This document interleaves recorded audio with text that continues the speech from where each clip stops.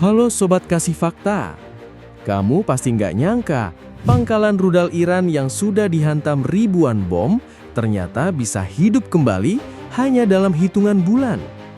Jalan yang hancur dibangun lagi, pintu terowongan yang tertimbun kembali digali, dan fasilitas yang dianggap lumpuh mulai menunjukkan aktivitas.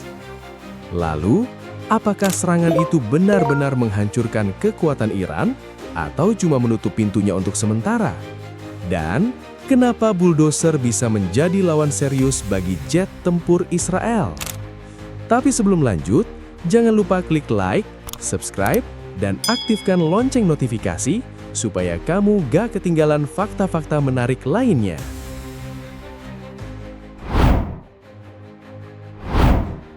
Pada 2025, Israel mulai menghantam sejumlah fasilitas rudal Iran yang tersembunyi di balik pegunungan dan kawasan militer tertutup. Jalan menuju pangkalan diputus, bangunan pendukung diratakan, dan pintu terowongan dikubur oleh batu serta tanah. Dari udara, hasilnya terlihat meyakinkan. Asap membumbung, kawah terbentuk, dan akses menuju bagian dalam tampak benar-benar tertutup. Dalam kampanye tersebut, militer Israel menyatakan lebih dari 18.000 bom dijatuhkan melalui lebih dari 1.000 gelombang serangan terhadap lebih dari 4.000 sasaran. Angka itu menggambarkan operasi udara yang sangat luas. Pangkalan rudal, pusat komando, jalur logistik, pelabuhan, serta fasilitas produksi senjata masuk ke dalam daftar target. Tujuannya bukan hanya menciptakan ledakan besar, tetapi memutus kemampuan Iran untuk menyimpan, memindahkan, dan meluncurkan persenjataan. Karena itu, setiap jalan yang terputus dan setiap pintu terowongan yang tertutup dianggap sebagai keberhasilan operasional. Masalahnya, penilaian tersebut dibuat berdasarkan kondisi saat bom jatuh. Citra satelit setelahnya justru memperlihatkan bahwa kerusakan sementara dapat berubah menjadi pekerjaan konstruksi. Dan pekerjaan itu dimulai sangat cepat. Serangan berikutnya datang pada Maret 2026. Salah satu sasaran penting berada di Desful, kawasan yang pernah dihantam setahun sebelumnya. Ledakan kembali menutup jalur menuju terowongan. Di permukaan, pangkalan itu terlihat seperti lokasi mati. Tidak ada kendaraan keluar, tidak ada aktivitas terbuka, hanya reruntuhan yang menutupi pintu masuk. Namun beberapa bulan kemudian, citra satelit menunjukkan sesuatu yang berbeda. Kendaraan berat muncul di sekitar Desful. Tanah yang sebelumnya menumpuk mulai dipindahkan. Jalur yang tertutup perlahan digali, seolah Iran sedang membuka kembali pintu menuju ruang yang masih utuh di balik gunung. Perubahan serupa terlihat di Kangawar, Iran Barat. Pada Maret 2026, jalur menuju sebuah pangkalan rudal dihancurkan dan aksesnya diblokir. Beberapa minggu sesudahnya, jalur baru sudah dibangun. Aspal kembali memanjang hingga mendekati pintu fasilitas. Iran tidak membangun pangkalan pengganti, mereka memulihkan jalan menuju pangkalan lama. Aktivitas lain terlihat pada pertengahan 2026 di pelabuhan Bandar Anzali. Kawasan yang berkaitan dengan Garda Revolusi itu sebelumnya mengalami kerusakan pada pusat komando dan galangan kapal. Setelah serangan mereda, alat berat kembali bergerak. Pembersihan dimulai, bangunan tertentu disentuh lebih dahulu, dan bagian yang dianggap penting perlahan dihidupkan kembali. Dekat Teheran, sebuah fasilitas produksi rudal juga memperlihatkan tanda pemulihan. Atap yang rusak mulai diperbaiki, area kerja dibersihkan, jalur kendaraan kembali tampak aktif. Pemandangan ini menimbulkan pertanyaan yang tidak sederhana. Bagaimana fasilitas yang sudah dihantam ribuan bom dapat menunjukkan kehidupan dalam waktu singkat? Jawabannya tersembunyi di balik apa yang tidak terlihat dari langit. Bangunan di permukaan dapat hancur total, tetapi ruang utama pangkalan mungkin berada jauh di dalam gunung. Jalan, ventilasi, pos penjagaan, dan pintu baja menjadi bagian yang terlihat. Sementara rudal, kendaraan peluncur, bahan bakar, suku cadang, dan ruang operasional disimpan lebih dalam. Karena itu, pangkalan yang tampak hancur belum tentu kehilangan seluruh kemampuannya. Bisa jadi Iran hanya kehilangan akses, bukan isi fasilitas. Ketika bulldozer datang dan pintu kembali terbuka, pangkalan yang dianggap mati dapat bergerak lagi. Menurut Anda, apakah serangan sebesar itu benar-benar menghancurkan kekuatan Iran atau hanya menundanya? Tetap simak, karena bagian berikutnya akan membongkar perbedaan penting antara peluncur yang hancur dan peluncur yang sekedar terjebak di dalam gunung. Pada 10 April 2026, militer Israel menyampaikan penilaian bahwa sekitar 60% dari kurang lebih 470 peluncur rudal balistik Iran telah dihancurkan atau dibuat tidak beroperasi. Angka itu terdengar sangat besar, namun di baliknya terdapat perbedaan yang menentukan. Sebagian peluncur benar-benar terkena serangan dan berubah menjadi rangka logam. Sebagian lainnya tidak hancur. Kendaraan itu hanya terjebak di dalam terowongan setelah pintu masuknya tertutup oleh reruntuhan. Dari sudut pandang operasi udara, kedua kondisi tersebut sama-sama dianggap berhasil. Peluncur yang tidak dapat keluar memang tidak bisa digunakan untuk membawa rudal menuju lokasi peluncuran. Tetapi dari sudut pandang Iran, dua kondisi itu memerlukan penanganan yang sangat berbeda. Peluncur yang hancur harus diganti.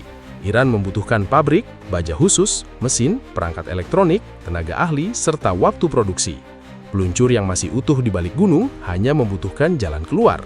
Selama kendaraan, rudal, dan ruang penyimpanan di dalamnya tidak terkena gelombang ledakan utama, masalahnya berubah dari kehancuran militer menjadi pekerjaan konstruksi. Pangkalan bawah tanah memang dirancang untuk menciptakan perbedaan tersebut. Bagian yang terlihat dari udara biasanya hanyalah lapisan terluar. Jalan beton, pintu baja, saluran udara, pos penjagaan, kabel komunikasi, dan bangunan pendukung berada dekat permukaan. Di belakangnya, lorong dapat memanjang jauh ke dalam gunung, bercabang menuju ruang penyimpanan, bengkel, pusat komando, dan tempat kendaraan peluncur menunggu perintah. Rancangan seperti ini juga membuat pintu masuk menjadi titik terentan sekaligus paling mudah dipulihkan. Serangan tidak perlu menghancurkan seluruh gunung untuk menghentikan operasi. Cukup putus jalan dan tutup lorong, maka kendaraan di dalam kehilangan fungsi tempurnya.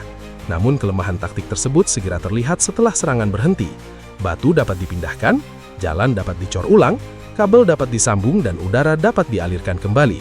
Selama struktur utama tidak ambruk, Iran masih memiliki kerangka fasilitas yang siap diaktifkan tanpa memulai pembangunan dari awal dengan waktu yang jauh lebih singkat dan murah. Ketika bom menghintam pintu terowongan, ledakan dapat meruntuhkan tebing dan menimbun jalur dengan ribuan ton batu. Dari citra udara, kerusakannya tampak mutlak. Asap menutupi kawasan, kawah muncul, dan akses menghilang. Namun gunung di atas fasilitas bekerja seperti pelindung raksasa. Jika bom tidak menembus hingga ruang utama, isi pangkalan dapat bertahan dalam keadaan relatif utuh. Bayangkan sebuah rumah yang pintunya tertutup tumpukan beton. Orang di luar tidak bisa masuk, sedangkan kendaraan di dalam tidak dapat keluar. Rumah itu memang lumpuh untuk sementara, namun ruangan, peralatan, dan persediaan di belakang pintu masih ada. Pemiliknya tidak perlu membangun rumah baru, hanya ia perlu membuka kembali jalur yang tertutup. Itulah yang terlihat di Deshful beberapa bulan setelah serangan Maret 2026. Kendaraan berat mendekati akses terowongan, menggali tanah, lalu memindahkan batu yang menghalangi pintu. Pekerjaan seperti ini tidak langsung mengembalikan seluruh kemampuan pangkalan. Iran tetap harus memeriksa listrik, ventilasi, komunikasi, keamanan lorong, dan kondisi kendaraan di dalamnya. Namun setiap meter jalur yang terbuka membawa fasilitas itu semakin dekat menuju keadaan operasional. Karena itu, ukuran keberhasilan serangan tidak cukup dihitung dari jumlah pintu yang berhasil ditutup. Pertanyaan sebenarnya adalah berapa lama pintu tersebut tetap tertutup dan apakah ruang di belakangnya ikut terhancur. Menurut Anda, apakah peluncur yang terjebak pantas dihitung sebagai peluncur yang telah dihancurkan? Tetap simak, karena bagian berikutnya akan memperlihatkan bagaimana Iran mengubah perbaikan sederhana menjadi strategi untuk menguras biaya dan tenaga Israel. Pada Juli 2026, perang antara Israel dan Iran memasuki tahap yang tidak lagi ditentukan hanya oleh ledakan. Setelah pesawat tempur meninggalkan sasaran, kendaraan konstruksi mulai mengambil alih. Jalan yang putus diratakan, kabel disambung kembali, saluran udara diperiksa, dan pintu terowongan yang tertimbun perlahan dibuka. Iran tidak harus mengembalikan setiap fasilitas seperti kondisi semula. Sebuah kompleks yang sebelumnya memiliki 5 fungsi dapat dipulihkan hanya untuk menjalankan satu pekerjaan paling penting. Bangunan produksi yang belum mampu membuat rudal secara utuh masih dapat digunakan untuk merakit komponen, menyimpan bahan, atau memperbaiki senjata yang sudah tersedia. Cara ini membuat proses pemulihan tampak sangat cepat. Teheran tidak menunggu seluruh atap selesai, seluruh gudang berdiri, dan semua jalur diperbaiki. Mereka menghidupkan bagian yang paling dibutuhkan lebih dahulu. Selama kendaraan dapat keluar, personel dapat masuk, dan komunikasi kembali berjalan, sebagian kemampuan militernya sudah aktif. Disinilah perbedaan perhitungan kedua pihak muncul. Israel menilai keberhasilan berdasarkan kemampuan Iran yang hilang ketika serangan berlangsung. Iran menilai keberhasilan berdasarkan seberapa cepat kemampuan itu dapat digunakan kembali. Satu pihak menghitung sasaran yang lumpuh, pihak lain menghitung waktu yang diperlukan untuk membangunkannya.